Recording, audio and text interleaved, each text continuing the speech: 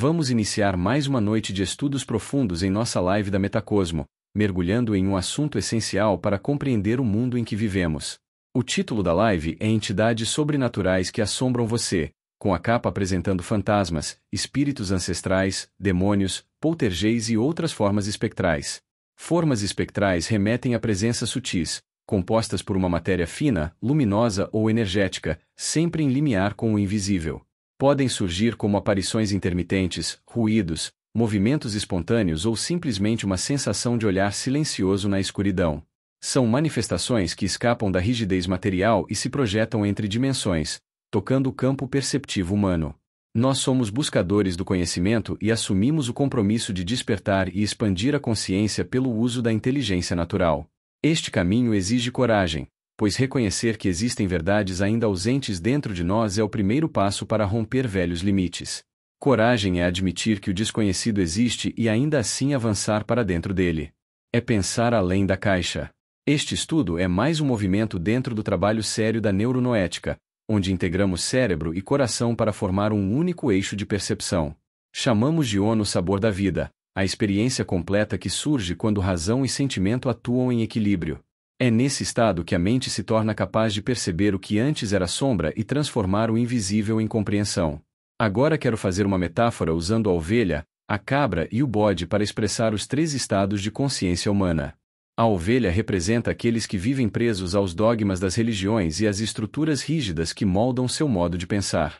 Ela segue o caminho imposto, confia no cercado, acredita no pastor e aceita verdades prontas. Sua segurança está na repetição e no hábito. A ovelha não explora, não confronta, não investiga.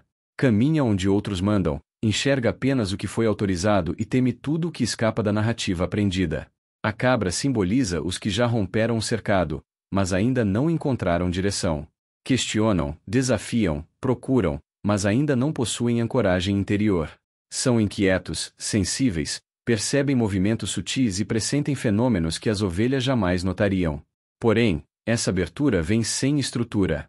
A cabra vê demais, sente demais, interpreta de menos.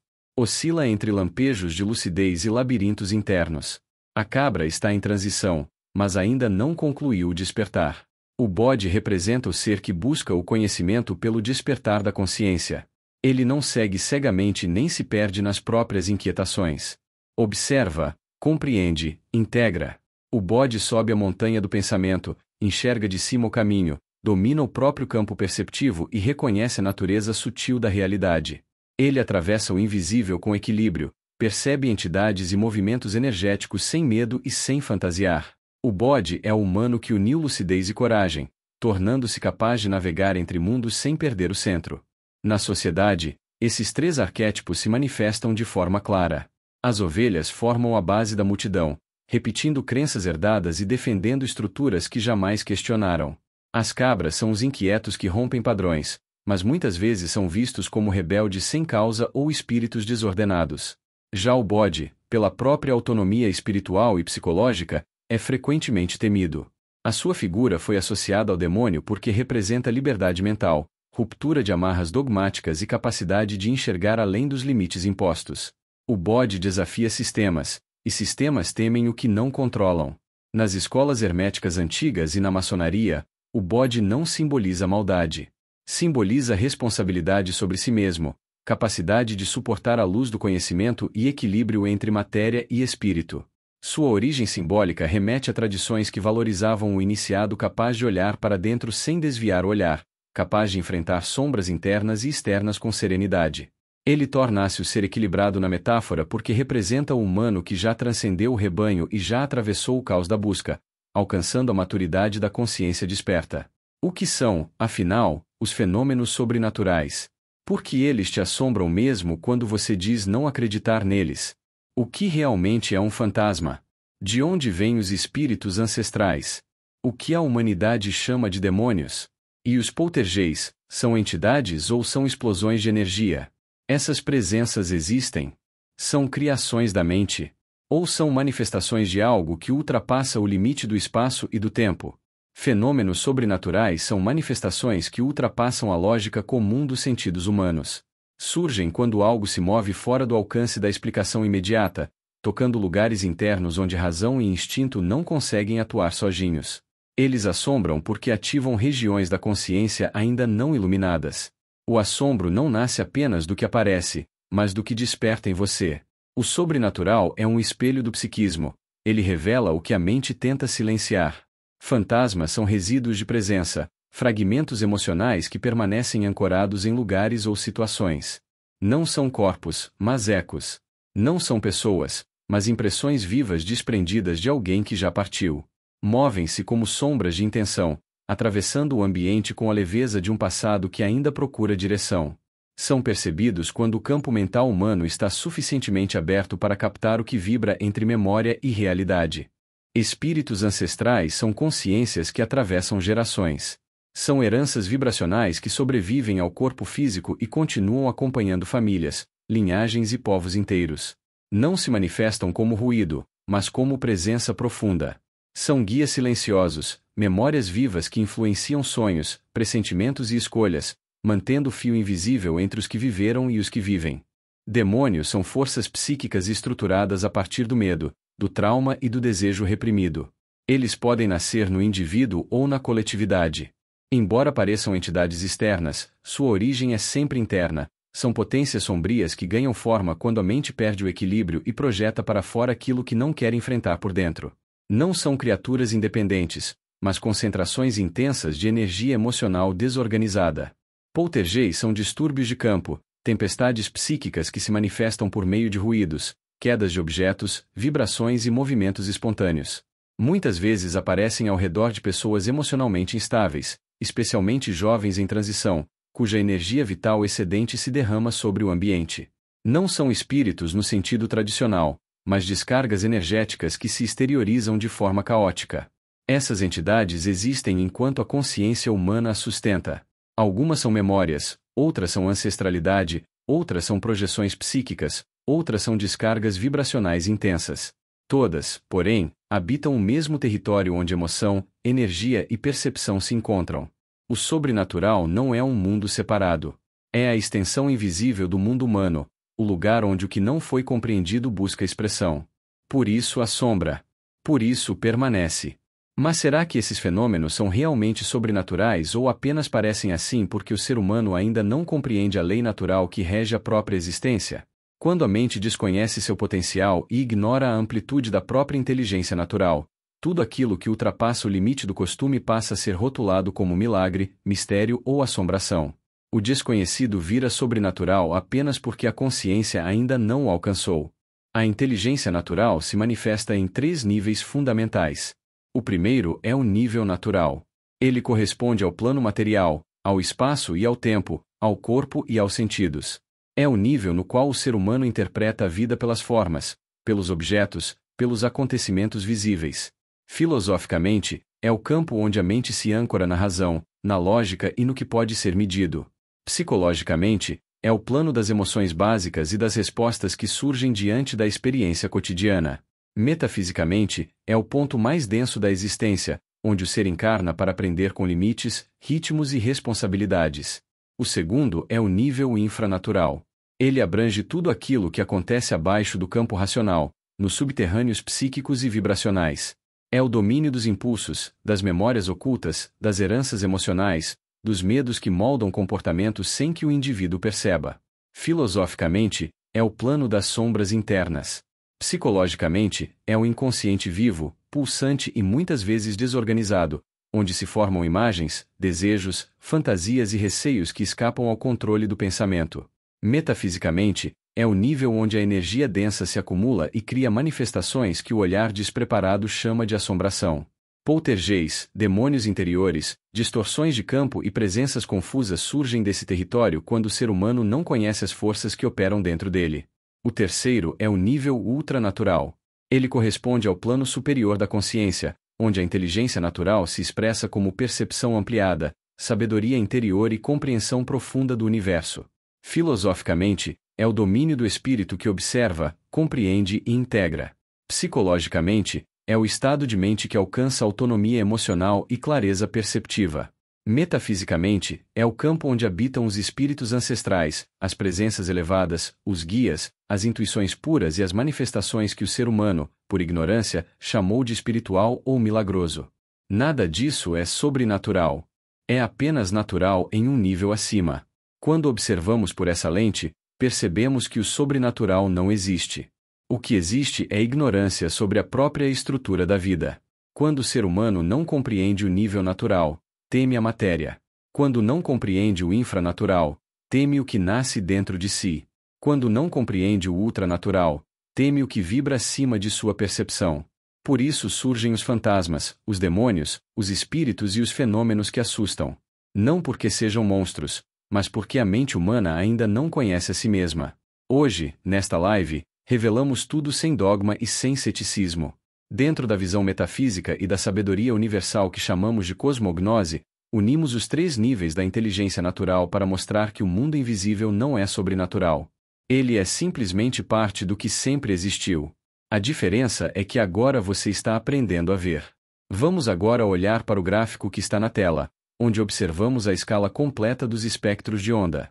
Quando ampliamos essa visão, percebemos com clareza que aquilo que muitos chamam de sobrenatural não passa de fenômenos situados fora da estreita faixa que o ser humano consegue perceber. O gráfico revela 3 regiões fundamentais: o ultranatural, o natural e o infranatural. Cada uma corresponde a níveis diferentes de vibração, consciência e presença energética. Na região ultranatural, localizada acima da percepção humana comum, encontram-se ondas de altíssima frequência. O espectro começa no ultravioleta, que ultrapassa imediatamente o limite dos olhos humanos. Acima dele temos o raio gama, expressão intensa de energia que atravessa matéria e tempo com facilidade. Depois surgem as ondas cósmicas, partículas e vibrações que percorrem o universo desde sua origem, atravessando galáxias, estrelas e campos gravitacionais sem perder força. Além dessas, existem ondas desconhecidas, jamais mapeadas por instrumentos científicos atuais, mas percebidas pela cosmognose como níveis vibracionais superiores. Cada uma dessas ondas possui sua própria assinatura energética. O ultravioleta é representado pelo violeta profundo. O raio gama vibra em branco luminoso. As ondas cósmicas aparecem em azul celeste. As ondas desconhecidas se expressam em tonalidades prateadas ou douradas, justamente para simbolizar o que ainda não está acessível à mente humana comum. Na região infranatural, situada abaixo da faixa perceptiva, encontramos vibrações de baixa frequência.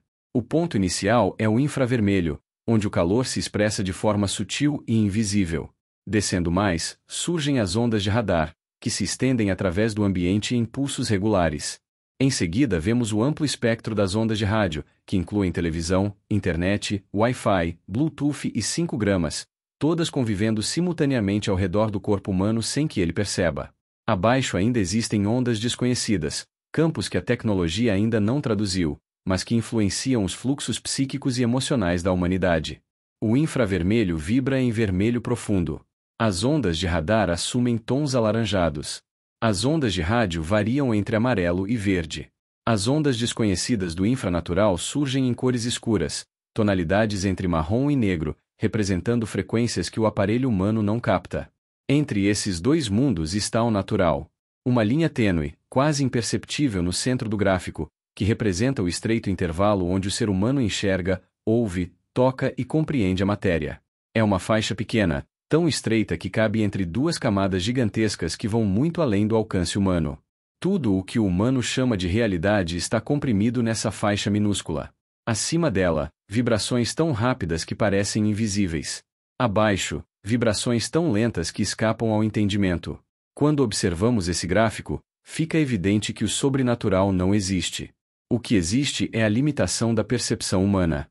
O que está acima, chamamos de ultranatural. O que está abaixo, chamamos de infranatural. E o que conseguimos perceber, chamamos de natural. A cosmognose nos ensina que tudo faz parte da mesma lei natural. Somente a ignorância divide. Somente o medo cria fronteiras. Quando ampliamos a consciência, o invisível se torna compreensível e o desconhecido se revela como parte do mesmo tecido vivo que compõe o universo inteiro. Podemos observar a mesma lógica dos espectros de onda quando analisamos os níveis evolutivos da consciência. O que chamamos de nível psíquico corresponde às energias que vibram abaixo da nossa percepção mental. Ele está ligado principalmente ao infravermelho e ao campo das vibrações lentas. É aí que perambulam os reinos mineral, vegetal e animal inferior, consciências que ainda não desenvolveram reflexão, identidade interior ou direção própria. Nesse nível, a vida responde ao instinto, ao impulso e à repetição. A mente humana pertence ao que chamamos de nível mental. É a faixa associada à luz visível, a mesma que aparece no centro do gráfico. Aqui encontramos a intelectualidade, a capacidade de pensar, criar e organizar o mundo. A mente humana opera dentro desse estreito intervalo perceptivo. Quando o cérebro está em estado beta, dizemos que estamos em vigília. A pessoa enxerga apenas a luz visível, pensa de forma linear e vive dentro da lógica material. Beta é o estado da sobrevivência, do foco externo, do pensamento rápido, do raciocínio que corre sobre a superfície da realidade. Acima desse plano está o nível noético, que corresponde ao nosso plano espiritual. É onde vibra a consciência superior, a inteligência profunda que percebe a vida como um todo contínuo. Essa região está associada às energias ultravioleta e às vibrações mais rápidas. É o campo das intuições elevadas, da sabedoria interior e da expansão da percepção. Quando o cérebro alcança estados como delta elevado ou gama, ele se aproxima dessas frequências superiores. A consciência se torna ampla, silenciosa e luminosa. Os estados intermediários alfa e teta oscilam entre o infravermelho e o ultravioleta. Eles são a ponte entre o psíquico e o noético. Quando uma pessoa está emocionalmente equilibrada, em estado de serenidade ou meditação, alfa e teta sobem para o ultravioleta, ativando percepções profundas, calmaria interior e clareza espiritual. Mas quando a mente está perturbada, tensa ou carregada de medo, as mesmas ondas descem para o infravermelho. É daí que surgem o umbral e o chamado inferno astral. Não são lugares separados do mundo, mas estados vibracionais baixos, onde a consciência perde luminosidade e mergulha em densidades psíquicas. Compreender essa dinâmica é fundamental para entendermos o tema desta noite. Não existem mistérios sobrenaturais. Existem frequências. Existem níveis de consciência. Existem estados vibracionais. Quando olhamos para os fenômenos que assustam a humanidade, percebemos que cada manifestação corresponde a um ponto da escala psíquica, mental ou noética. Saber onde estamos vibrando é a chave para compreender o que vemos, o que sentimos e o que chamamos de entidade, presença ou assombração. Aqui podemos compreender por que as religiões e filosofias do Oriente chegaram tão cedo a conclusões que a ciência moderna apenas começa a tocar. Elas observaram os mesmos níveis vibracionais, mas traduziram tudo em linguagem simbólica e espiritual. Chamaram de Maya a pequena faixa da vida que o ser humano percebe como realidade. Maya é a ilusão dos sentidos, a limitação da consciência ao estreito corredor da luz visível. Para os antigos, viver apenas dentro de Maya é viver aprisionado no que parece real, mas não é a totalidade da existência. Maya não é mentira. É apenas incompletude. É o natural sem acesso ao infranatural e ao ultranatural. As ondas inferiores, ligadas ao infravermelho e aos estados psíquicos mais densos, foram compreendidas pelos orientais como Sansara. Sansara é o ciclo de repetição, o movimento incessante em que a consciência gira sem sair do lugar. É a roda da existência marcada pelo apego, pelo medo, pelo desejo e pela ignorância da própria natureza. A roda de Sansara é a metáfora perfeita para o infravermelho espiritual, uma vibração lenta que mantém o ser preso ao mesmo padrão emocional e mental, encarnação após encarnação, pensamento após pensamento. Não é punição. É frequência.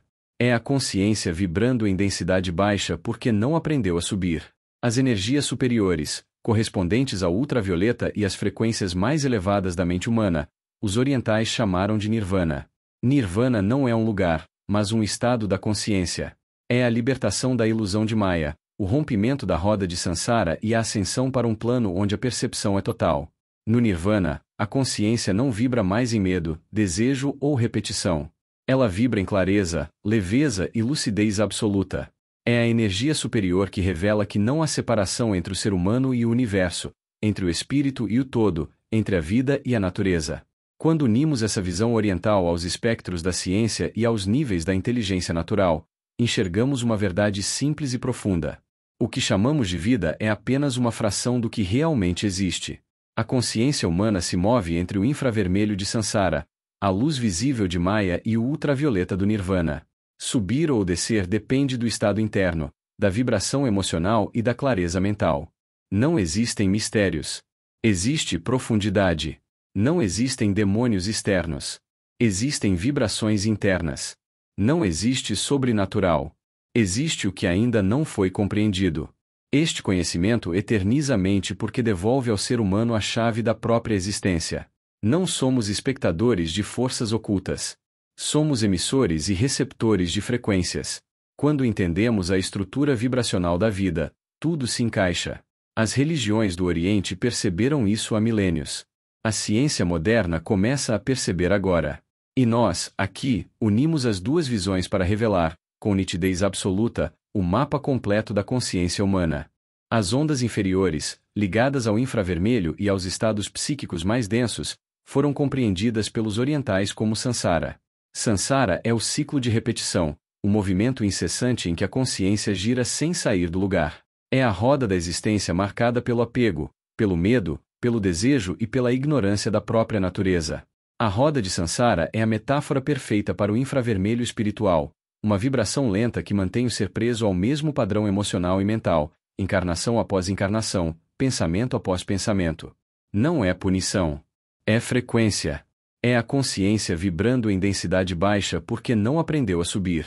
As energias superiores, correspondentes ao ultravioleta e às frequências mais elevadas da mente humana, os orientais chamaram de Nirvana.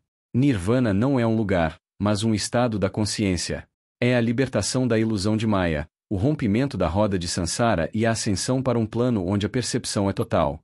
No Nirvana, a consciência não vibra mais em medo, desejo ou repetição. Ela vibra em clareza, leveza e lucidez absoluta. É a energia superior que revela que não há separação entre o ser humano e o universo, entre o espírito e o todo, entre a vida e a natureza. Quando unimos essa visão oriental aos espectros da ciência e aos níveis da inteligência natural, enxergamos uma verdade simples e profunda.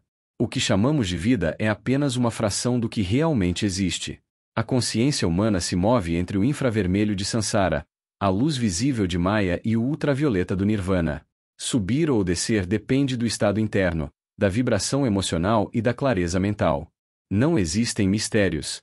Existe profundidade. Não existem demônios externos. Existem vibrações internas. Não existe sobrenatural. Existe o que ainda não foi compreendido. Este conhecimento eterniza a mente porque devolve ao ser humano a chave da própria existência. Não somos espectadores de forças ocultas. Somos emissores e receptores de frequências. Quando entendemos a estrutura vibracional da vida, tudo se encaixa. As religiões do Oriente perceberam isso há milênios. A ciência moderna começa a perceber agora. E nós, aqui, unimos as duas visões para revelar, com nitidez absoluta, o mapa completo da consciência humana. Podemos compreender a cabala egípcia e hebraica com a mesma clareza vibracional que estamos estudando nesta live. A palavra cabala é formada por 3 sons fundamentais, pois no hebraico antigo não existiam vogais. Temos então Ka, Ba e La. Cada uma dessas partes revela um nível da existência humana e um ponto da escala da inteligência natural. Ka é o corpo psíquico e corresponde ao infranatural. É a energia que sustenta a nossa manifestação neste planeta, ligada às faixas mais densas do campo vibracional. É força vital, campo emocional, instinto, memórias profundas e conteúdos que ainda caminham entre o inconsciente e o despertar. No Egito, esse princípio deu origem ao que mais tarde chamamos de Merkaba, a alma individual em trânsito entre dimensões, carregando aprendizados e impressões de muitas vidas. Ka é a base da vida psíquica, o campo onde a consciência ainda é densa, mas já se prepara para subir. Ba é a manifestação física. É o centro, o plano que chamamos de natural, onde os 5 sentidos se expressam em plenitude. Audição, visão, olfato, paladar e tato são a ponte que conecta o corpo ao mundo. Ba é a experiência humana concreta, o intervalo onde a existência se materializa, onde a consciência aprende com limites, escolhas, encontros e despedidas.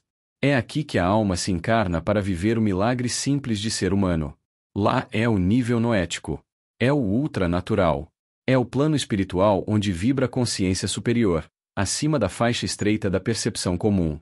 É o campo das frequências elevadas, das intuições profundas, da sabedoria que não depende de palavras.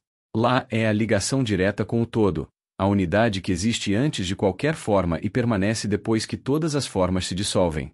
É a pátria da alma desperta. Quando olhamos assim, percebemos que K, BA e Lá descrevem exatamente os três níveis da inteligência natural. K é o infranatural, BA é o natural, Lá é o ultranatural. Essa visão simplifica todos os antigos mistérios religiosos. Aquilo que por séculos foi tratado como segredo, símbolo fechado ou doutrina iniciática agora se revela como o mapa vibracional da consciência. Não é magia inacessível. É uma linguagem antiga para a estrutura que estamos desvelando com clareza nesta live. Essa tríade também está inscrita na Grande Pirâmide de Quéops. A Câmara da Rainha representa o Ka e se encontra na parte inferior da pirâmide, ligada ao mundo interno, ao campo psíquico e às energias infranaturais. A Câmara do Príncipe representa o Ba e está no nível da Terra, símbolo da existência física, do contato com o mundo, dos cinco sentidos em ação. Já a Câmara do Rei representa o Lá, situada próxima ao 17º degrau, alinhada ao ponto em que se manifesta o olho que tudo vê. Ali está o espaço da consciência superior, do espírito desperto, do campo noético que ilumina toda a estrutura. Durante séculos esse conhecimento permaneceu guardado nas escolas herméticas, protegido por juramentos de silêncio, porque a humanidade ainda não tinha maturidade para integrá-lo sem fanatismo nem medo. Agora vivemos a era em que tudo será revelado e nada permanecerá escondido. Cabe a nós traduzir esse saber em linguagem simples, amorosa e profunda, para que cada pessoa possa reconhecer em si mesma o Ka que precisa ser curado, o Ba que precisa ser vivido com consciência e o Lá que precisa ser lembrado.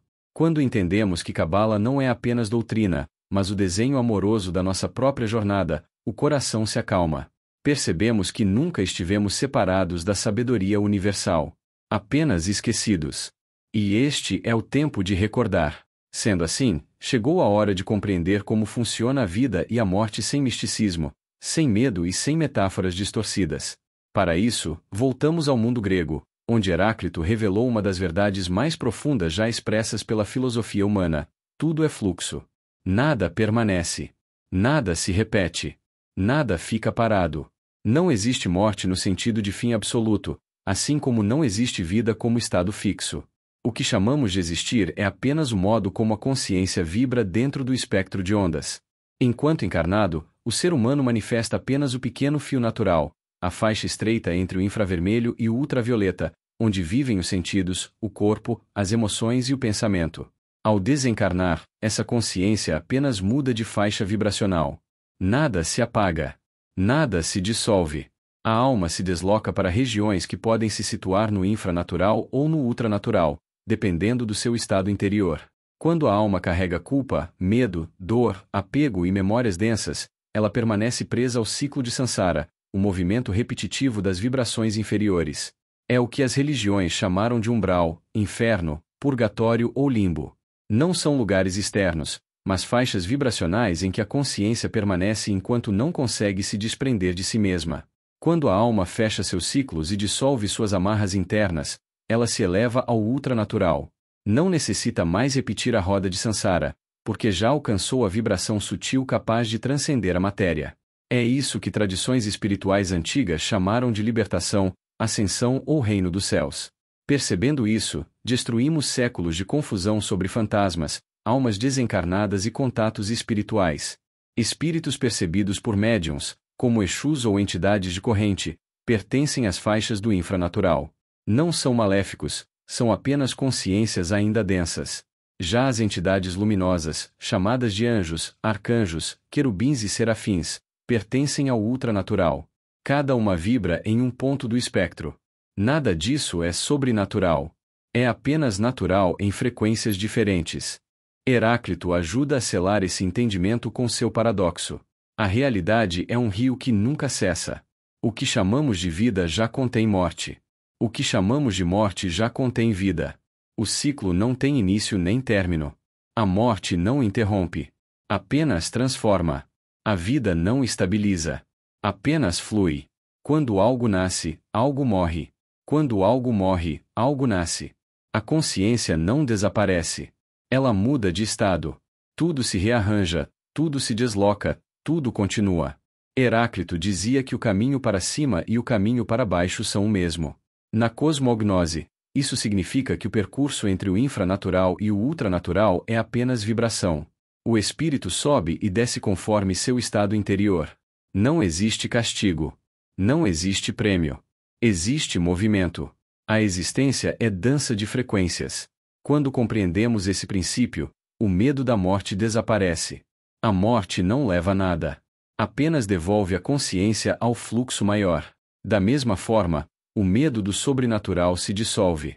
Fantasmas não são monstros. São memórias densas que ainda não aprenderam a subir. Espíritos ancestrais não são ameaças. São vínculos antigos que permanecem vibrando. Entidades não são forças estranhas. São expressões de faixas vibracionais que o olho humano não vê, mas o coração reconhece. A partir dessa visão, a vida se torna contínua, e a morte se torna passagem. A consciência deixa de temer o invisível e começa a compreendê-lo como extensão natural da própria existência. Essa verdade eterniza a alma e devolve ao ser humano sua coragem original. Não estamos cercados de sombras. Estamos cercados de fluxo. E tudo o que flui, vive. Sempre. Agora podemos começar a falar dos seres multidimensionais, tema citado com frequência e compreendido por poucos. Quando entramos nesse campo, não falamos de fantasia nem de misticismo vazio. Falamos de consciência, vibração e camadas da realidade que ultrapassam um pequeno intervalo que chamamos de mundo físico. Seres multidimensionais são entidades que existem fora das 3 dimensões humanas e além da percepção linear do tempo. Eles habitam planos que coexistem com o nosso, mas não obedecem às mesmas leis físicas. Não caminham, não respiram, não ocupam espaço como nós. Eles se deslocam entre frequências.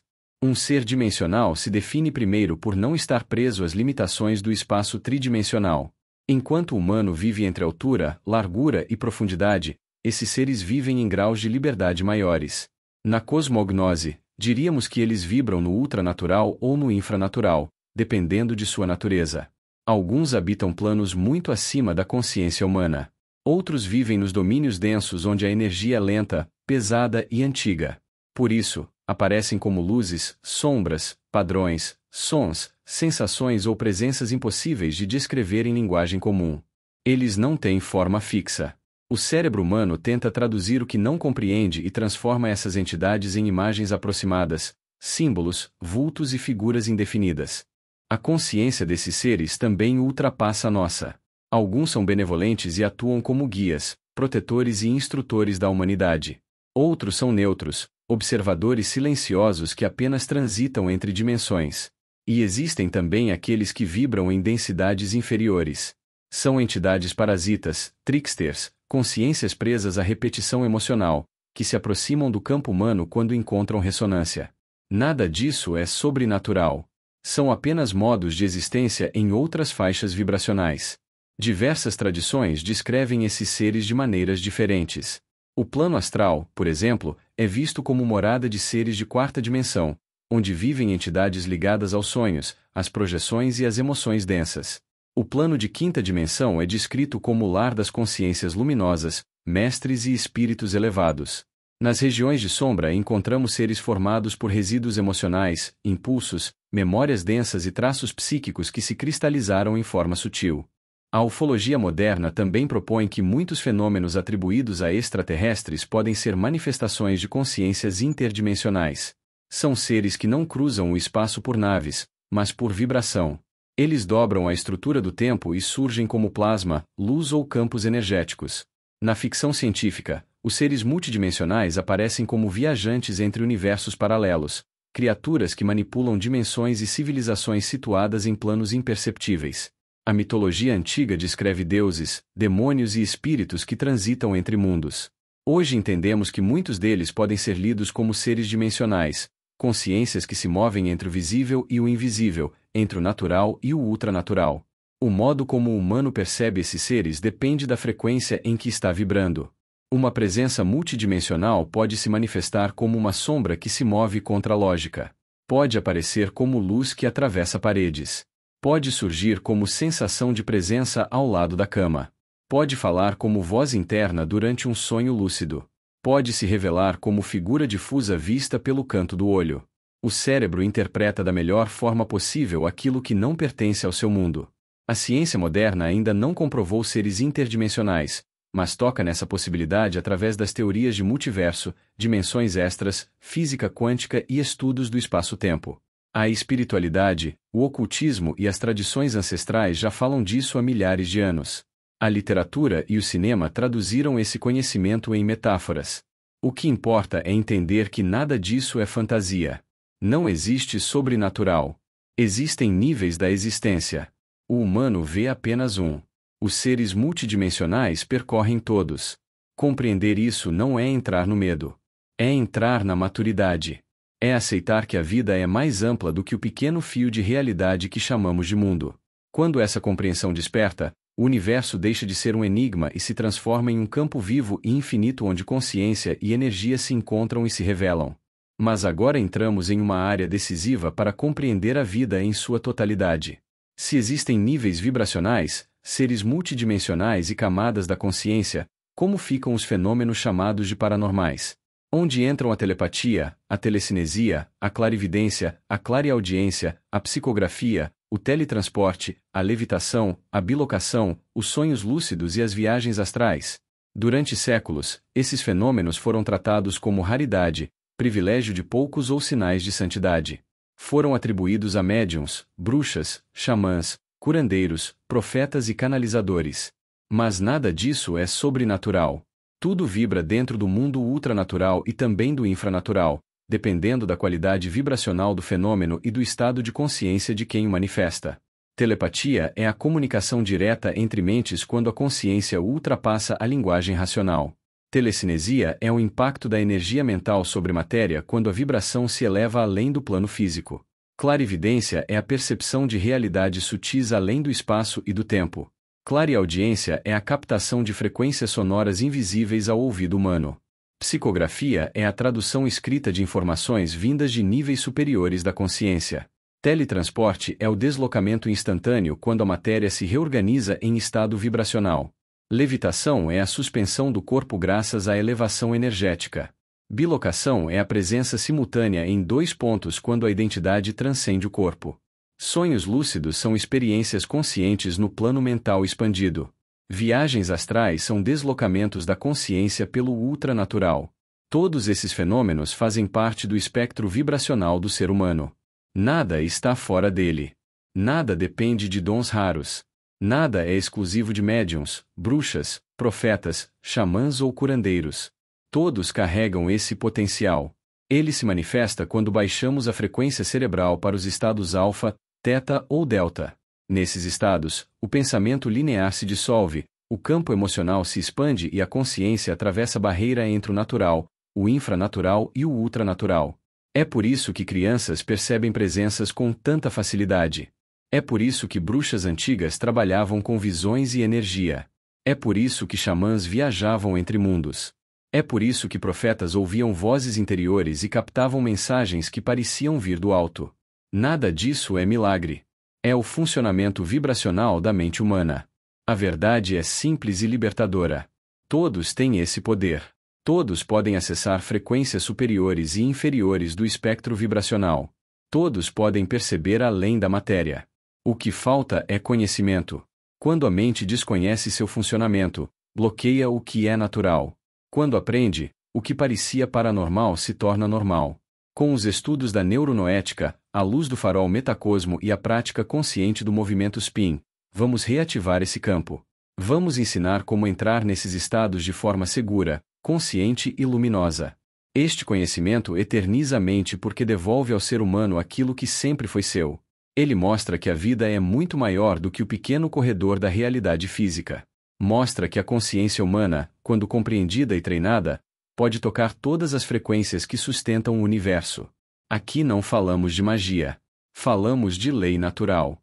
Falamos de potência humana. Falamos do verdadeiro despertar da mente.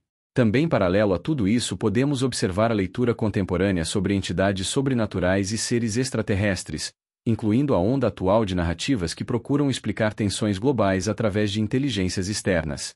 O caso de 13 Atlas é o melhor exemplo do que estamos vivendo.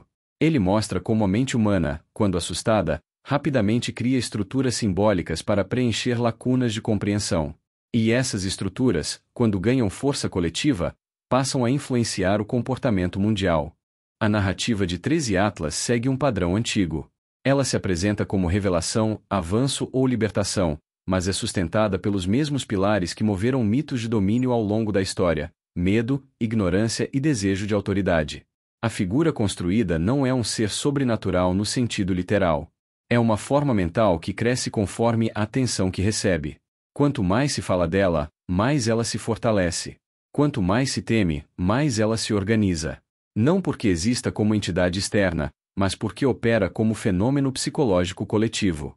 Esse mito se torna convincente porque toca em algo profundo na condição humana: o desejo de delegar a responsabilidade da própria consciência.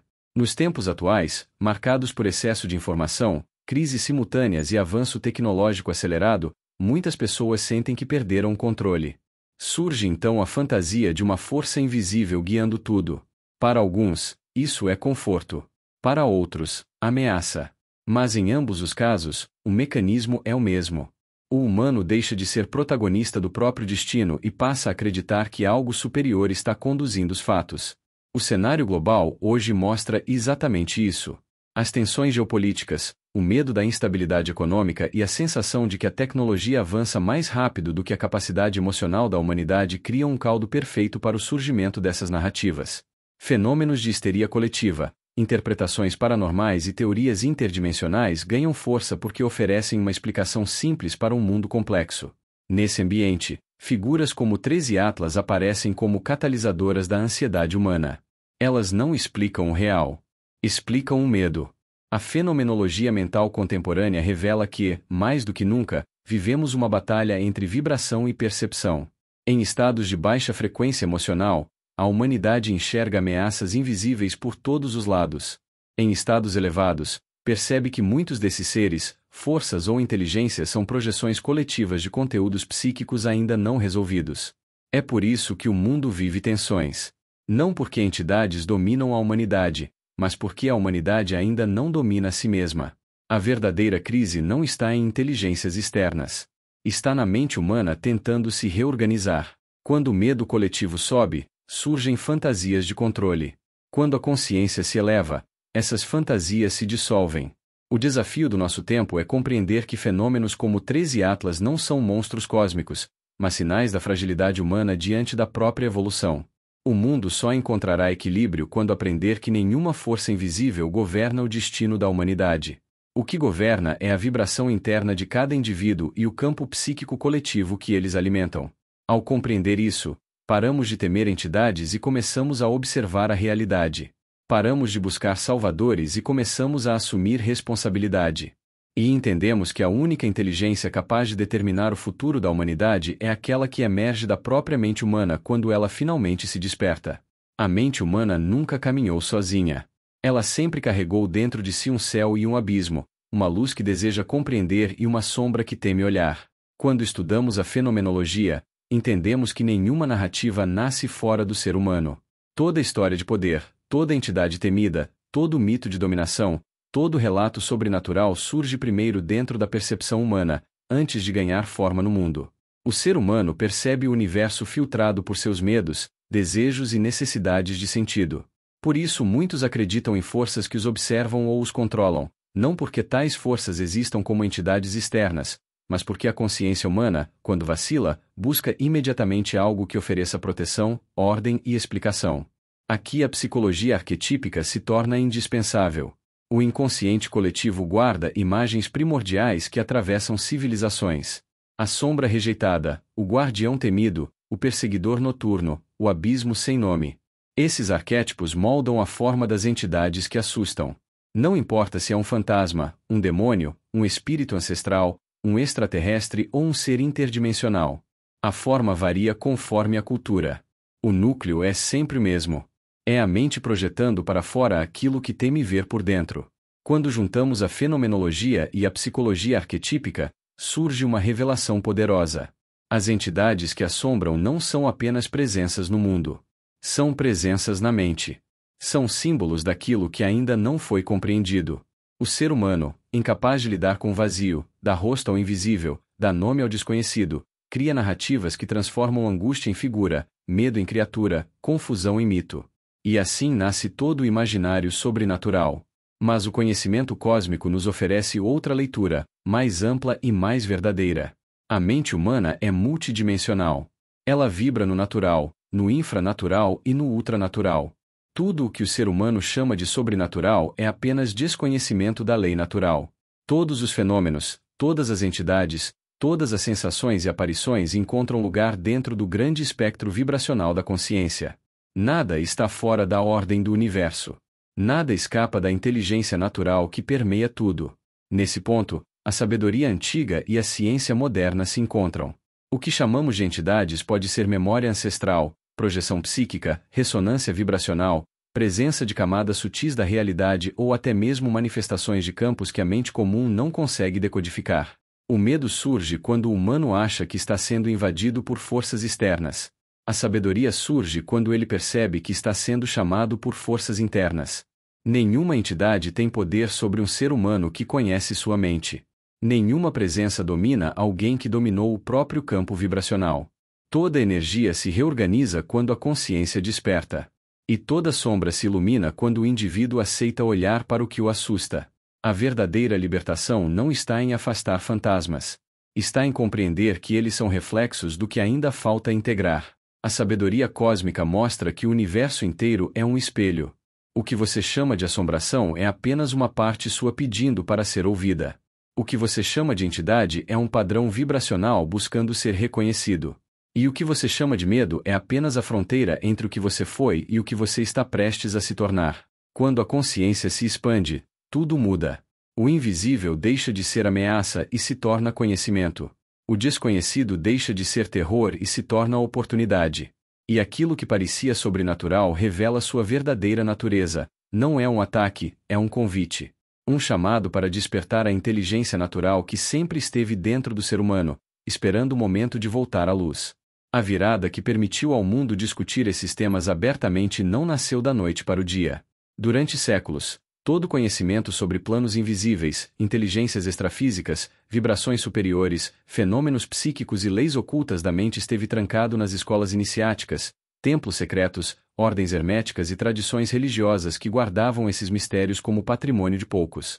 Nada era dito ao povo. Nada era entregue ao público. O mundo espiritual era território reservado aos que eram considerados preparados. Isso mudou no século XIX. Pela primeira vez, o invisível deixou as sombras e entrou no debate intelectual. Dois nomes foram fundamentais nessa transformação: Allan Kardec e Helena Blavatsky. Cada um deles, à sua maneira, abriu uma fresta no muro do desconhecido e permitiu que a humanidade começasse a estudar a mente, o espírito e os fenômenos considerados sobrenaturais sem medo de perseguição.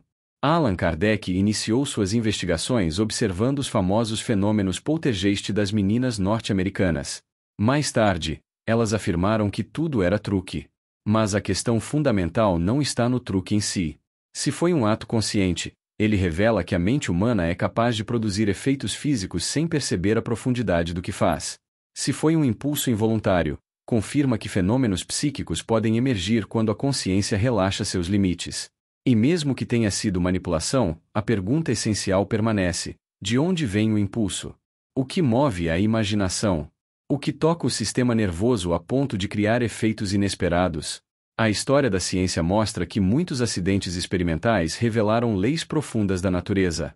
Assim nasceu a física quântica, que Albert Einstein, incomodado com sua estranheza, chamou de ação fantasmagórica à distância.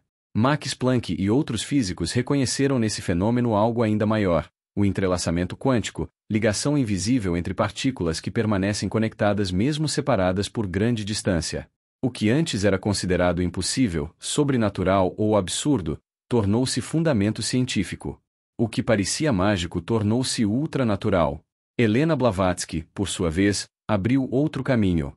Ela reuniu fontes do Oriente e do Ocidente, cruzou saberes das religiões antigas, trouxe à tona a tradição dos mestres e apresentou ao público a ideia de que a consciência humana atravessa múltiplos planos.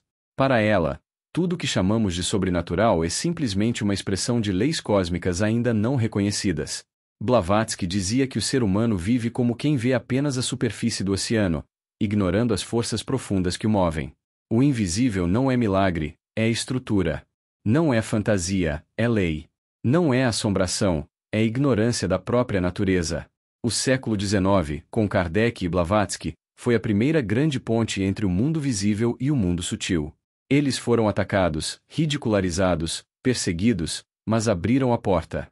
Depois deles, a ciência começou a perceber que a mente molda a realidade, que o observador altera o fenômeno observado, que o campo pode existir antes da forma, que a energia se organiza antes da matéria.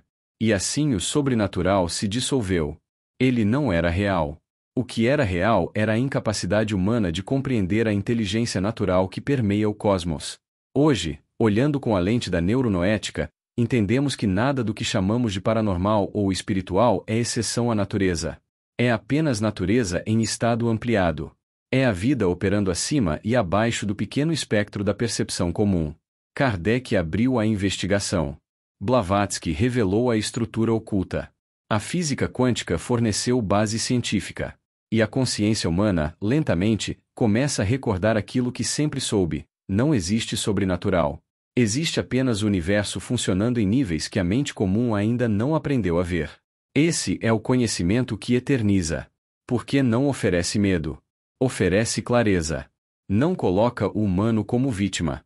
Coloca como participante. E não transforma o invisível em ameaça. Transforma-o em parte integrante da própria vida. Quando a humanidade compreender plenamente isso, a escuridão deixará de ser assombração e voltará a ser o que sempre foi, o ventre silencioso onde nasce a luz. Foi no final do século XIX e no início do século XX que a busca pelo invisível deixou de ser curiosidade filosófica e se tornou interesse estratégico. Grandes fundações inglesas, financiadas por aristocratas, industriais e banqueiros, começaram a investir quantias enormes para investigar aquilo que o mundo chamava de fenômenos sobrenaturais. O objetivo não era espiritual. Era econômico, político e militar.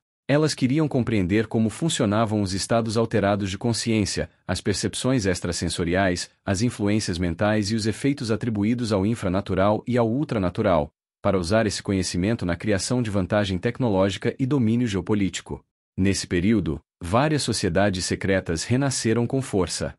Entre elas, a Tully e Avril ganharam destaque na Alemanha. Misturavam ocultismo, simbolismo ariano, teorias de energia vital e interpretações distorcidas de tradições orientais. Acreditavam que o ser humano poderia acessar forças profundas do universo através do campo psíquico. Essas ideias, que deveriam servir para a expansão de consciência, foram convertidas em instrumento de manipulação e controle. Líderes influentes na Europa viram nesse campo de estudos uma oportunidade perigosa: usar o invisível como arma. A Alemanha pré-guerra tornou-se o epicentro disso. O imaginário nacionalista se alimentou dessas sociedades, que prometiam acesso a poderes extremos. Adolfo Hitler, impressionado por esses grupos, interpretou incorretamente os estudos sobre vibrações, formas energéticas, campos psíquicos e dimensões sutis. Em vez de compreender que o infranatural e o ultranatural eram camadas da mente humana e portais para entendimento profundo, ele transformou tudo em justificativa mística para domínio político e racial. Essa distorção produziu um dos maiores desastres da história. A Tully e Avril alimentaram fantasias de que existiam civilizações superiores guiando um povo escolhido. Alimentaram a ideia de que a humanidade poderia ser dividida por vibração espiritual. Alimentaram a crença de que certas mentes tinham direito natural de governar. A busca pelo invisível, que deveria libertar, foi convertida em ferramenta para escravizar. Nesse cenário, é fundamental compreender que todo esse movimento nasceu da tentativa de explorar fenômenos considerados sobrenaturais. Indústrias, estados e sociedades secretas perceberam que o estudo dos níveis vibracionais humanos poderia gerar conhecimento estratégico. Tentaram transformar sensibilidade psíquica em tecnologia. Tentaram transformar acesso ao ultranatural em arma. Tentaram transformar o infranatural em instrumento de manipulação emocional. Os resultados foram trágicos porque partiram de um erro essencial: confundir conhecimento espiritual com ferramenta de controle. Confundir dimensões da consciência com dominação social. Confundir vibração humana com hierarquia de povos. Quando se separa a sabedoria de sua finalidade, abre-se espaço para abuso, fanatismo e destruição. A verdade é que todas essas organizações, mesmo as mais poderosas, falharam porque buscavam o invisível com intenções equivocadas. Queriam poder, não compreensão. Queriam controle, não iluminação. E quando se busca o mundo sutil para fins escuros, ele devolve apenas desequilíbrio. O conhecimento que estudavam pertence ao campo natural da mente humana, não a sistemas de imposição. É um caminho interior, não uma arma externa. Esse capítulo da história revela algo profundo. O ser humano sempre soube que existe mais do que aquilo que vê. Sempre pressentiu que vive entre dimensões. Sempre tentou tocar o que está além dos sentidos. Mas quando não existe maturidade para usar esse conhecimento, ele se converte em delírio e tragédia. O que deveria libertar, aprisiona. O que deveria expandir, destrói. Foi isso que aconteceu naquela época. Agora, com outro grau de consciência, esse mesmo conhecimento retorna ao mundo com propósito diferente. Ele não é mais buscado para domínio. É buscado para compreensão. Ele não é mais instrumento de manipulação. É caminho de despertar. O que antes foi distorcido, agora pode finalmente ser compreendido como parte da estrutura da vida humana. E aquilo que foi ocultado por séculos começa a ser revelado, não para fortalecer impérios, mas para fortalecer indivíduos. Depois da Segunda Guerra Mundial, o mundo entrou numa zona psicológica e política onde o invisível ganhou mais poder do que o visível. As nações estavam feridas, exaustas e profundamente fragilizadas. Nesse ambiente, militares, governos e agências secretas perceberam algo que mudaria para sempre a maneira como lidamos com o desconhecido. O medo podia ser transformado em tecnologia política. A busca por fenômenos considerados sobrenaturais deixou de ser curiosidade filosófica e se tornou investimento estratégico. Estados Unidos e União Soviética abriram orçamentos bilionários para pesquisar tudo o que pudesse oferecer vantagem em guerra, manipulação da percepção e domínio psicológico da população. Nada disso tinha objetivo espiritual. Era somente cálculo de poder. É nesse cenário que surge a arquitetura moderna das narrativas sobre extraterrestres, aparições, forças ocultas, inteligências invisíveis e entidades que supostamente interferem na humanidade. Não porque essas entidades estivessem se manifestando, mas porque a população traumatizada estava emocionalmente vulnerável para acreditar que existia algo maior operando no escuro. Onde existe fragilidade coletiva, projetos de poder se aproveitam. As primeiras peças dessa construção aparecem no pós-guerra. A bomba atômica revelou uma verdade brutal: o ser humano é capaz de destruir a si mesmo em segundos. A mente coletiva não suportou esse peso. Assim nasceu a narrativa de forças externas observando, julgando ou intervindo. Era psicologicamente mais suportável imaginar entidades superiores do que encarar a própria responsabilidade histórica. O céu virou depósito do medo humano. Os governos perceberam isso rapidamente. A narrativa extraterrestre servia como justificativa perfeita para financiar programas secretos, testes aeroespaciais, espionagem, experimentos psíquicos e tecnologias que não poderiam ser explicadas ao público. Bastava sugerir que havia algo vindo do alto. A população preenchia o resto. O medo trabalhava sozinho. A ficção tornava-se ferramenta de governo. Ao mesmo tempo, a ferida emocional das nações gerou um fenômeno espontâneo. Populações inteiras começaram a ver luzes, sombras, vultos, sinais, aparições e mensagens. Não eram entidades observando o ser humano. Era o ser humano projetando para o invisível o trauma que ainda não conseguia elaborar. O desconhecido virou o espelho. A realidade física se quebrou e o psicológico assumiu sua forma. A mente preenchia o vazio com aquilo que mais temia.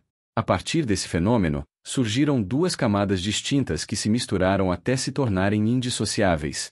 A primeira é a engenharia do medo, produzida por sistemas de poder que compreenderam que controlar a percepção era mais eficiente do que controlar a realidade. A segunda é o medo coletivo, que nasce quando uma população inteira sente a mesma ameaça ao mesmo tempo. Quando isso acontece, o medo deixa de ser emoção e se torna campo vibracional. Ele cria uma realidade paralela onde tudo se explica pela lógica do perigo. A sociedade passa a enxergar por um filtro de sombra. Qualquer ruído vira prova. Qualquer luz vira sinal. Qualquer coincidência vira confirmação. As entidades ganham corpo não por existirem, mas porque o coletivo as alimenta. A psicologia arquetípica reforça esse mecanismo. A sombra interna é projetada para fora e ganha forma de criatura. O guardião se transforma em entidade controladora. O caçador noturno retorna como presença que vigia. O abismo aparece nas sensações sem forma. A fenomenologia explica como interpretamos antes de compreender. A psicologia explica por que interpretamos sempre do mesmo modo. E o medo coletivo transforma essa interpretação em estrutura social. Nesse cenário, a narrativa extraterrestre, interdimensional ou espiritual se tornou perfeita para controle. Ela desloca o foco. Em vez de olhar para manipulações terrestres, as pessoas olham para o céu. Em vez de questionar líderes humanos, temem entidades invisíveis. Em vez de compreender sua própria mente, buscam culpados cósmicos. O desconhecido vira cortina de fumaça. Quando entendemos esse processo, percebemos que não são entidades que amedrontam a humanidade. É a humanidade que cria entidades para justificar seu medo. Não é o sobrenatural que domina o ser humano. É o medo do sobrenatural que o torna dominável. Não são forças invisíveis que controlam sociedades. É a capacidade de projetar medo e manipular percepção que cria essa ilusão. Mas existe um ponto crucial que muda tudo. O que chamamos de sobrenatural é apenas desconhecimento da estrutura vibracional da consciência humana. A mente opera no natural, no infranatural e no ultranatural. Quando o indivíduo vive em baixa frequência, o infranatural se manifesta como sensação de perigo. Quando vive em frequência elevada, o ultranatural se manifesta como intuição, visão, conexão e expansão. Nada disso exige entidades externas. Tudo isso é parte da fisiologia vibracional do ser humano. E é justamente isso que foi utilizado pelas grandes potências militares. Elas estudaram estados alterados de consciência, telepatia, percepção extrasensorial, hipnose, controle mental, psicoenergia e fenômenos psíquicos não para elevar o ser humano, mas para manipulá-lo. Transformaram o poder da mente em ferramenta de guerra. Criaram narrativas para esconder tecnologias. Alimentaram o medo para controlar populações. Transformaram o invisível em instrumento estratégico. Quando unimos fenomenologia, psicologia arquetípica, engenharia do medo e o contexto militar pós-guerra, entendemos finalmente o que estamos estudando nesta live. A humanidade não é vítima de entidades sobrenaturais. É vítima de sua própria incapacidade de compreender a mente. É vítima de estruturas que usam essa incapacidade como arma. O verdadeiro poder não está em forças externas. Está no modo como o ser humano interpreta aquilo que não consegue nomear. E quando ele aprende a nomear, tudo muda. O que parecia assombração se revela arquitetura psicológica. O que parecia entidade se revela projeção. O que parecia ameaça se revela ausência de autoconhecimento. O medo se dissolve. A consciência se expande. A inteligência natural desperta. E aquilo que, durante séculos, foi usado para controlar o ser humano, se transforma na grande chave para libertá-lo. A construção das narrativas sobrenaturais depois da Segunda Guerra Mundial não surgiu do acaso. Quando o conflito terminou, os centros de poder perceberam que o verdadeiro campo estratégico não era mais o território, e sim a imaginação humana. A população estava traumatizada, vulnerável e em busca de explicações que aliviassem a angústia. Esse cenário abriu espaço para uma engenharia silenciosa que moldou tudo o que hoje se chama de fenômenos, mistérios, entidades, extraterrestres e forças ocultas. O conhecimento antigo sobre infranatural, natural e ultranatural, antes trabalhado em escolas iniciáticas, religiões e por médiuns, bruxas, curandeiros e profetas, foi deslocado da esfera da sabedoria para a esfera do controle. O foco deixou de ser o despertar da consciência e passou a ser o uso estratégico do medo. A lógica era simples e direta. Quem controla o imaginário controla o medo. Quem controla o medo controla o comportamento. Para isso, formaram-se 3 grandes equipes de criação de narrativas. A primeira frente foi Hollywood. Filmes, séries, quadrinhos e romances passaram a organizar o que o público considera possível, ameaçador e normal. A ficção científica e o terror sobrenatural foram usados para associar qualquer manifestação incomum da mente a monstros, demônios, alienígenas hostis ou forças perigosas. Assim, o terreno do invisível foi ocupado por imagens que afastam o ser humano de si mesmo e o empurram para o medo. A segunda frente foi a psicologia do medo, desenvolvida em laboratórios de psicologia social e serviços de inteligência. Pesquisou-se como implantar crenças sem provas, como amplificar boatos, como transformar rumores em certezas coletivas. As narrativas sobrenaturais e ufológicas foram campo de teste perfeito. Bastava lançar uma história bem construída e observar como o medo se espalhava, como a percepção se distorcia e como as pessoas passavam a enxergar o mundo sob o filtro da ameaça. A terceira frente foi a própria mente coletiva. Uma vez lançadas as histórias por Hollywood e pela psicologia do medo, a população começou a reproduzi-las, ampliá-las e refiná-las. O medo deixou de ser apenas emoção individual e passou a funcionar como campo psíquico compartilhado. Relatos, lendas urbanas, testemunhos, vídeos e boatos circularam em massa. Não importava mais o que era real ou falso. Importava o que mantinha o campo do medo ativo. A mente coletiva virou coautora das narrativas que a aprisionam. Enquanto isso, boa parte dos fenômenos internos da consciência foi deslegitimada. Sonhos lúcidos, intuições fortes, percepções sutis e estados ampliados de consciência foram rotulados como superstição, delírio ou fantasia. O que antes era visto como expressão natural da mente passou a ser ridicularizado ou patologizado. A cultura ofereceu 3 gavetas prontas para qualquer experiência profunda: loucura, pecado ou coisa de filme. Em nenhuma delas apareceu a hipótese de que isso pudesse ser parte do funcionamento normal da consciência. Pesquisadores como Colin Wilson, Dean Radin e Jacques Vallée apontaram, cada um à sua maneira, que a mente humana parece ter capacidades que não cabem no modelo mecanicista tradicional.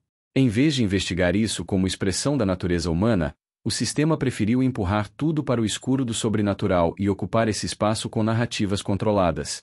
O resultado foi um ser humano desconectado de seus próprios recursos internos e cada vez mais dependente de explicações externas. Nesse vazio, a tecnologia entrou como inteligência substituta. A memória foi terceirizada para dispositivos digitais. A percepção de padrões, para algoritmos. A interpretação da realidade, para sistemas automáticos. Aos poucos, a pessoa deixou de confiar na própria mente. E, sem confiança interna, qualquer narrativa externa bem construída encontra passagem livre. Bastam alguns símbolos, algumas imagens e uma dose de medo para que a mente coletiva se dobre. Hoje, muitas pessoas temem entidades, forças invisíveis e conspirações cósmicas sem perceber que grande parte desse medo foi fabricado e alimentado por décadas de engenharia narrativa. Não são necessariamente monstros que controlam o planeta. É a combinação de trauma histórico, manipulação simbólica e abandono da própria inteligência interior. O verdadeiro poder não foi roubado. Ele foi esquecido. A saída não está em lutar contra o sobrenatural, mas em recuperar o natural ampliado da consciência. Quando o indivíduo volta a observar seus próprios estados internos, a investigar seus sonhos, intuições e percepções com clareza, o jogo muda. O medo perde intensidade. As narrativas fabricadas perdem força. Nenhuma equipe de Hollywood, nenhum laboratório de psicologia do medo e nenhuma mente coletiva condicionada consegue aprisionar a percepção de quem reaprendeu a confiar na própria consciência. É nesse ponto que o estudo deixa de ser teoria e se torna libertação real. A história das pesquisas secretas conduzidas pela CIA, pelo Pentágono e por outras agências de inteligência revela uma verdade desconfortável. Tudo aquilo que durante séculos foi perseguido como bruxaria, lenda ou superstição tornou-se, no pós-guerra, material estratégico de alta prioridade. O que mudou não foi a natureza dos fenômenos, mas a forma como o poder decidiu utilizá-los. Primeiro veio o trauma global da Segunda Guerra.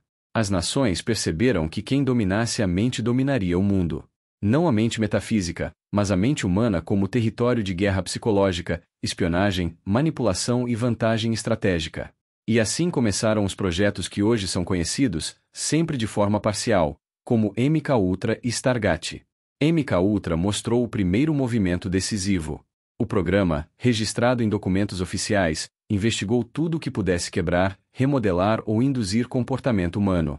LSD, hipnose, privação sensorial, mensagens subliminares, estados alterados de consciência. Não havia espiritualidade. Havia pragmatismo. O objetivo era descobrir se a mente poderia ser manipulada como arma. O que povos antigos usavam para ampliar percepção, a CIA usou para fragilizar e dominar. Stargate revelou o segundo movimento. Em vez de destruir a consciência, agora buscavam explorá-la. Visão remota, percepção além dos sentidos, foco extremo.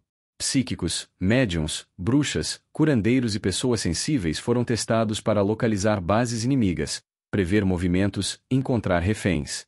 Mesmo quando os resultados eram inconsistentes, o simples fato de que às vezes funcionavam justificava mais verbas. A consciência virou laboratório militar. Essas pesquisas não surgiram por crença no sobrenatural. Surgiram por medo de que a União Soviética estivesse na frente. A lógica era absoluta. Se existe 1% de chance de vantagem, não pesquisar é perder. E assim milhões foram gastos na fronteira entre mente e matéria, sempre em segredo. Os resultados reais foram reveladores.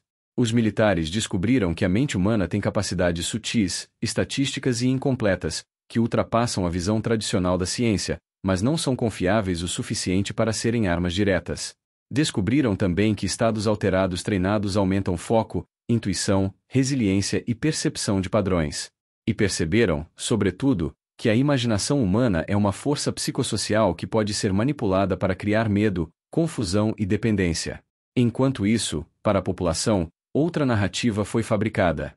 O invisível foi transformado em demônios, monstros, extraterrestres hostis e perigos espirituais. Hollywood organizou o imaginário. A psicologia do medo modelou o comportamento coletivo. A mente coletiva espalhou e amplificou tudo. Assim, aquilo que era estudado seriamente por militares foi devolvido ao povo como fantasia, terror e superstição. O que era natural profundo virou tabu. O que era capacidade humana virou ameaça. As pessoas passaram a temer exatamente aquilo que carregam dentro de si. Esse processo criou uma sociedade desconectada da própria consciência. Estados alterados, sonhos lúcidos, intuições fortes, visualizações profundas e percepções sutis foram marginalizados. A população perdeu confiança no próprio interior e passou a depender de explicações externas, ou de tecnologias que ocupam o lugar da inteligência interna.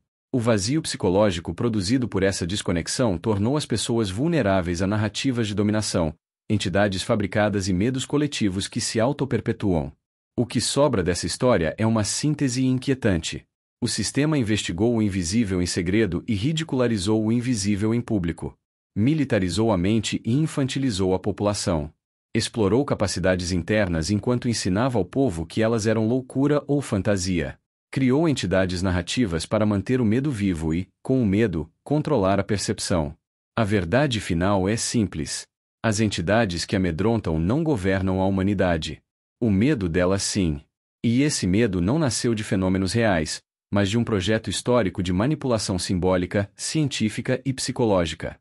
A única fronteira que realmente importa não é a dimensão dos espíritos ou dos extraterrestres, mas a dimensão esquecida da própria consciência humana. É ali que está o potencial. É ali que está o território. É ali que está a chave da libertação. Agora vamos olhar para alguns pensadores e escritores que ajudam a consolidar tudo o que estamos estudando aqui, porque mostram como a mente humana, o medo e o invisível foram moldados por forças culturais, psicológicas e simbólicas ao longo do tempo. Eles revelam que grande parte do que chamamos de entidades sobrenaturais são manifestações profundas da consciência, expressas através de literatura, experimentação, estatística e imaginação coletiva. Gertrude Semeidler demonstrou que crença e descrença moldam a percepção do invisível. Em seus estudos, aqueles que acreditavam em fenômenos psíquicos produziam resultados acima do acaso, enquanto os descrentes bloqueavam completamente qualquer manifestação. Ela revelou a mente como filtro e como força ativa, mostrando que percepção sutil depende do estado interno da pessoa. Jessica Utz analisou milhares de sessões de visão remota realizadas por pesquisadores ligados ao Stanford Research Institute e por agências militares. Seus relatórios mostraram padrões estatísticos reais, consistentes e superiores ao acaso. Com rigor matemático, ela confirmou que a mente humana possui acessos perceptivos que não se encaixam no modelo sensorial comum. H.P. Lovecraft transformou para sempre o imaginário do sobrenatural ao criar o horror cósmico. Antes dele, o medo vinha de fantasmas, demônios e criaturas folclóricas. Com Lovecraft surge algo radicalmente novo. O terror nasce da percepção de que o universo é indiferente, imenso e inatingível. O medo deixa de ser do monstro e passa a ser do cosmos. Ele mostrou que a verdadeira ameaça é a insignificância humana diante de forças antigas e incompreensíveis. Criou entidades primordiais como Cthulhu e Azathothnia, civilizações pré-humanas e livros proibidos como Necronomicon. Sua mitologia influenciou quadrinhos, filmes, jogos e autores como Stephen King, que o considera o maior nome do horror do século XX. Esses três pensadores revelam dimensões distintas do mesmo fenômeno. Semeidler mostra o campo psicológico que molda o invisível. Utz revela o campo perceptivo que pode ser mensurado. Lovecraft revela o campo simbólico que dá forma ao medo coletivo. Juntos, mostram que o sobrenatural não é apenas crença ou fantasia. É arquitetura mental, estatística sutil e imaginação cósmica. O invisível é um território onde consciência, cultura e percepção se encontram, e é exatamente este território que estamos iluminando nesta live. O cinema de Hollywood e, mais recentemente, as séries se tornaram o grande laboratório público do invisível. Antes de qualquer pessoa ouvir falar em infranatural, ultranatural, campos sutis, expansão de consciência ou fenômenos psíquicos, ela já tinha sido treinada emocionalmente por imagens de exorcismos, casas assombradas, mutantes, portais dimensionais e viagens da mente. A tela grande ensinou a sentir medo, fascínio ou esperança diante do que não se vê, muito antes de qualquer estudo sério chegar ao público. O Exorcista 1973 fixou no imaginário a ideia de possessão como invasão absoluta do infranatural, associando o invisível ao terror extremo e ao colapso da identidade. Superman 1978 apresentou o arquétipo do ser ultranatural benevolente, vindo de outro mundo, com poderes muito acima do humano, inaugurando a era moderna dos super-heróis no cinema.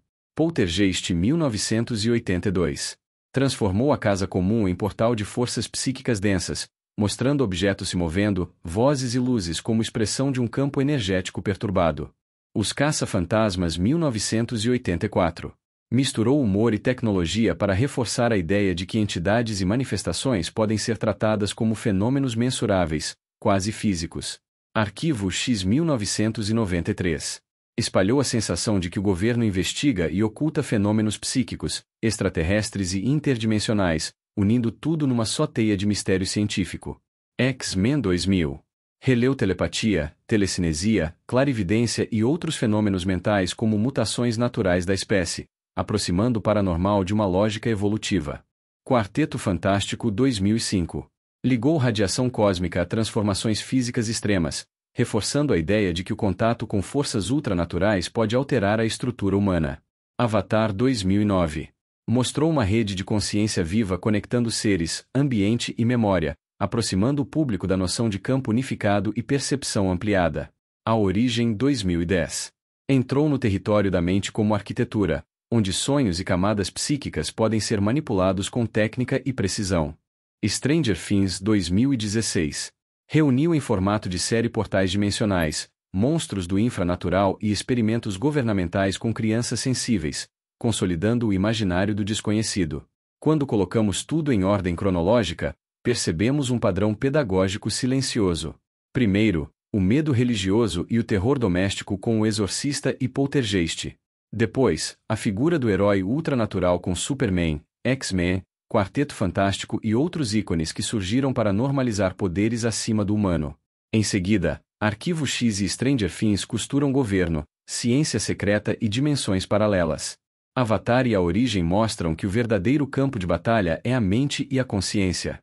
Hollywood moldou o sentimento coletivo sobre o invisível, transformando fenômenos reais em espetáculo, fantasia ou ameaça, enquanto a compreensão profunda desses campos continuou restrita a poucos estudiosos. O mundo moderno costuma imaginar o invisível como caos, mas a verdade que emergiu do século XX mostra exatamente o contrário. Conforme os estudos avançaram, percebemos que culturas diferentes, épocas distintas e pesquisadores de origens opostas começaram a descrever a mesma coisa. Há um padrão, uma arquitetura sutil, uma organização que lembra estruturas humanas, mas opera em outro campo. E é justamente na transição entre ciência, parapsicologia e geopolítica que essa visão fica mais clara. Um dos primeiros pontos a compreender é que grupos de elite, como a Round Table de Cecil Rhodes, criaram estruturas de poder invisíveis feitas para influenciar governos, universidades, imprensa e centros financeiros. Não havia magia, mas havia diretrizes silenciosas. Esse modelo social de comando discreto tornou fácil para o imaginário popular misturar poder escondido com espiritualidade. Sempre que existe uma estrutura que age nas sombras, a mente humana preenche o resto com elementos sobrenaturais. É nesse cenário que surge a figura mais importante para conectar o invisível ao laboratório. O médico iugoslavo Andrija Puharic. Ele fez o que ninguém fazia. Levou médiuns, curandeiros, sensitivos, místicos orientais e pessoas com alegadas capacidades psíquicas para dentro de um ambiente controlado, com eletrodos, máquinas, protocolos e relatórios técnicos. Misturou estados alterados de consciência, cogumelos ritualísticos, telepatia, ondas eletromagnéticas e canalizações em um mesmo espaço de estudo. E criou a Round Table Foundation, que por ironia carregava o mesmo nome simbólico da mesa de poder britânica, embora sem relação direta. Nesse laboratório nasciam duas linhas de impacto. A primeira era científica e experimental. A mente como antena. O psi como fenômeno mensurável. O corpo como transmissor e receptor. A segunda era hierárquica e invisível. Nas canalizações com DGV-NOT surge o famoso Comando dos Nove, uma espécie de conselho de inteligência superiores que se apresenta como supervisores do desenvolvimento humano. Puharish grava, transcreve, analisa e trata essas mensagens como arquivos técnicos. E é daqui que nasce o molde que influenciará toda a espiritualidade moderna que fala em comandos estelares, federações galácticas e conselhos cósmicos. Quando Estados Unidos e União Soviética disputavam poder após a Segunda Guerra, militares e agências de inteligência perceberam que se o que Puharish estudava funcionasse, poderia virar arma. Informação remota, leitura de alvos à distância, telepatia, visão não local. Esse pensamento migra para o Stanford Research Institute e se transforma décadas depois no programa Stargate, que buscava visão remota com métodos estatísticos e linguagem mais sóbria. Mas a semente veio da ousadia experimental de Puharish.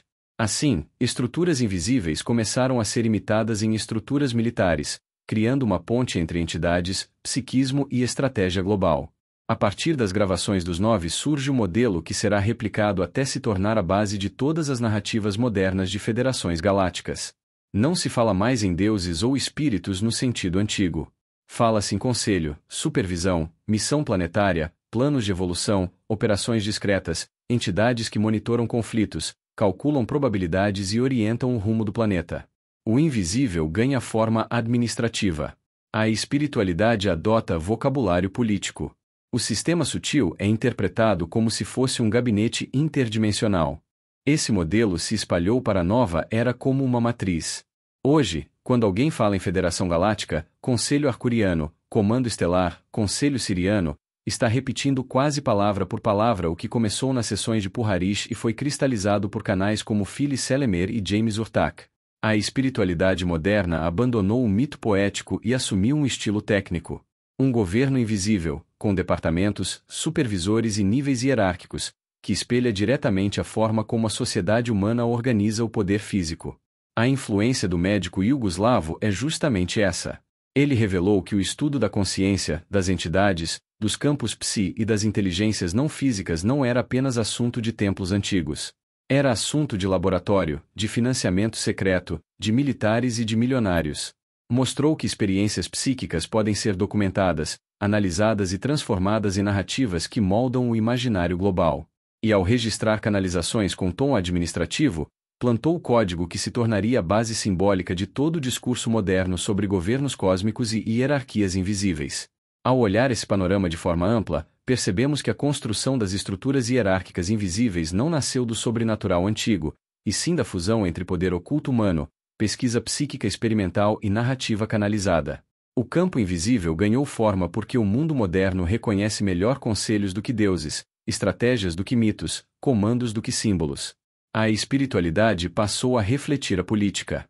E o invisível começou a ser entendido como uma administração cósmica em funcionamento. A grande ruptura do século XXI nasce exatamente aqui.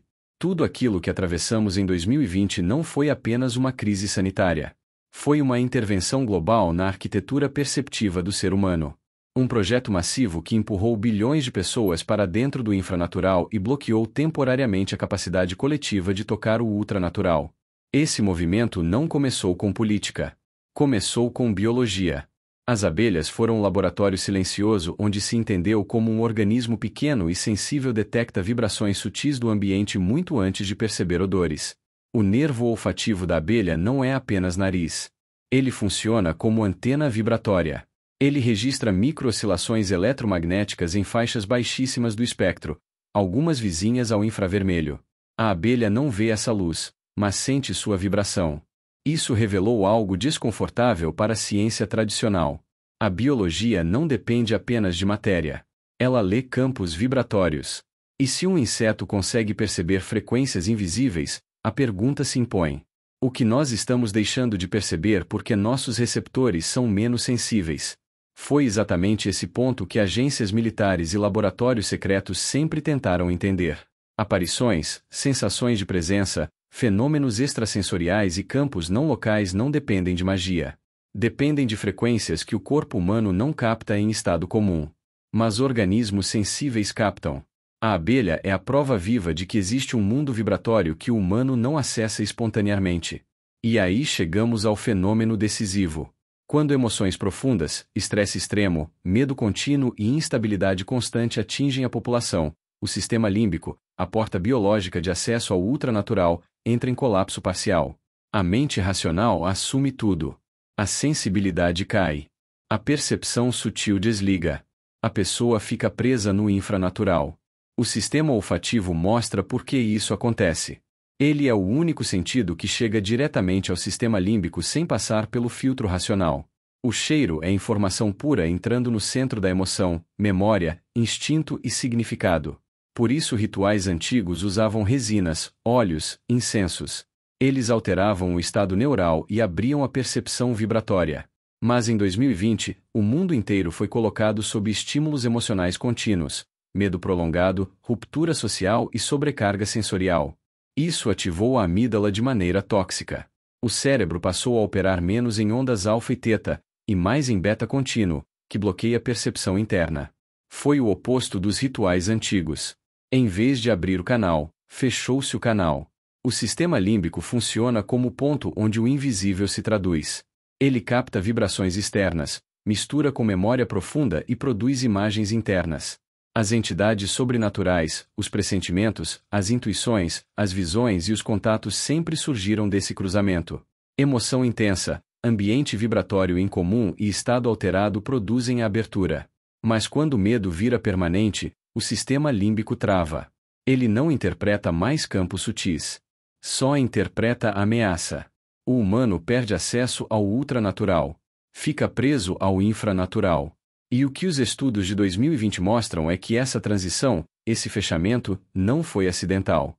Foi global. Geral. Simultânea.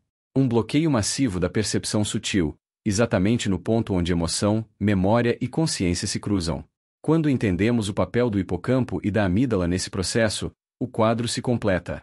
O olfato toca diretamente esses núcleos. A emoção molda a percepção sutil. A memória vasculariza a experiência. A vibração se traduz em presença. E quando tudo isso é interrompido por sobrecarga emocional, o acesso ao ultranatural desaparece. A abelha continua percebendo o mundo vibratório. Mas o humano, condicionado pelo medo, pelas narrativas, pela saturação sensorial e pelo colapso emocional coletivo, perde momentaneamente sua sensibilidade para aquilo que sempre esteve ao redor. A partir daqui, a neuronoética se torna essencial. Porque é ela que reorganiza o sistema límbico, reintegra memórias congeladas, desfaz padrões emocionais distorcidos e devolve ao humano a capacidade de perceber o real de maneira plena. Ela reabre a porta fechada em 2020. Se o infranatural é prisão vibratória, o ultranatural é a recuperação da percepção integral. E isso só retorna quando emoção, memória e consciência voltam a trabalhar como um só corpo. Esse é o ponto onde a biologia encontra o invisível. E é o ponto onde a consciência humana começa, novamente, a despertar. A cosmognose é a chave que fecha e ao mesmo tempo abre tudo o que estamos construindo aqui. Ela devolve ao ser humano a capacidade de perceber que não é apenas corpo, não é apenas pensamento, não é apenas instinto. Ela mostra que existe uma inteligência maior dentro de cada pessoa, e essa inteligência não foi aprendida. Ela nasceu com você. É a inteligência natural que a Metacosmo vem trabalhando há mais de 3 anos com todos que caminham conosco. Essa inteligência natural tem 3 níveis. O infranatural, que sustenta o corpo psíquico, o campo das emoções densas, das memórias antigas e dos impulsos que moldam o comportamento sem que percebamos. O natural, que governa o corpo físico, o movimento, a ação, a manifestação concreta no mundo. E o ultranatural, que é o corpo noético, a camada profunda onde consciência, intuição elevada e percepção cósmica se encontram. É o espaço onde o ser humano toca aquilo que sempre existiu dentro dele, mas que ficou adormecido pela correria, pelo medo e pela desconexão do mundo moderno. Foi exatamente por isso que criamos o ONU Neuronoética. Ele não é apenas um método. É um retorno. É a redescoberta do sabor da vida. É o resgate de uma lucidez que não depende de doutrina, não depende de religião, não depende de guru. Depende apenas de você lembrar quem você é por dentro. A neuronoética reorganiza o que estava quebrado, alinha o que estava disperso e reacende o que estava apagado. E quando isso acontece, a sabedoria divina começa a fluir como se tivesse sido liberada depois de anos presa atrás de uma porta invisível. E é justamente essa sabedoria que precisamos agora para construir um mundo bem melhor. Não um mundo imposto de cima para baixo, mas um mundo irradiado de dentro para fora. Um mundo que nasce quando o humano volta a sentir o ultranatural percorrendo a mente, abrindo percepção, limpando medo, dissolvendo ruídos, acendendo consciência. Então agora, enquanto encerramos esta live, permita sentir isso dentro de você. Respire. Sinta o campo vibrar. Sinta a energia se abrindo por trás dos pensamentos. Sinta algo maior atravessando o peito, subindo pela coluna, expandindo o espaço interno como se cada célula estivesse despertando para uma nova forma de existir. É a inteligência ultranatural voltando ao comando. É o corpo noético lembrando que sempre esteve presente. É a consciência reencontrando seu próprio centro. Deixe essa energia entrar. Ela não fere. Ela liberta. Ela organiza. Ela ilumina. Ela devolve sentido. Ela devolve direção. E quando ela toca a mente, o mundo inteiro muda. Seja magnífico. Seja eterno. Seja o amor. E assim é.